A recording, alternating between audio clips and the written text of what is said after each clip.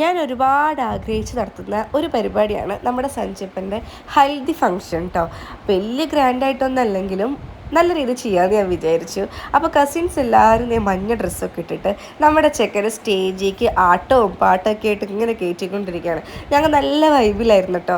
എങ്ങനെയെങ്കിലും അടിച്ചു പൊളിക്കുക, അത്രമാത്രം. മാക്സിമം എൻജോയ് ചെയ്യാൻ പറ്റുന്നിടത്തോളം എൻജോയ് ചെയ്യുക, അങ്ങനെയാണ് വിചാരിച്ചത്. പിന്നെ കുറച്ച് സ്വീറ്റ്സും മഞ്ഞൾ സഞ്ചരി പറ്റില്ലായിരുന്നു കേട്ടോ. അപ്പം നമ്മൾ കളഭം വെച്ച് അഡ്ജസ്റ്റ് ചെയ്തു.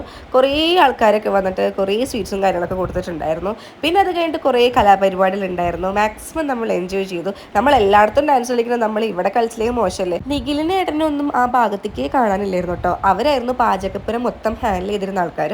പിന്നെ ഞാൻ ആഗ്രഹിച്ച പോലെ എൻ്റെ ഹൽദിയുടെ നല്ല രീതിയിൽ തന്നെ അടിച്ച് പൊളിച്ച് തിമിർത്തടക്കാൻ പറ്റി. ഞങ്ങളും വീട്ടുകാരും നാട്ടുകാരും അവൻ്റെ ഫ്രണ്ട്സും മാക്സിമം അടിച്ചു പൊളിച്ചു കേട്ടോ. പിന്നെ കുറേ മൈലാഞ്ചൊക്കെ ഇട്ട് കല്യാണത്തിൻ്റെ അന്നൊക്കെയുള്ള മുല്ലപ്പൂ ഒക്കെ എല്ലാവർക്കും കൊടുത്ത് പാതിരാത്രി ഉറങ്ങിയപ്പോൾ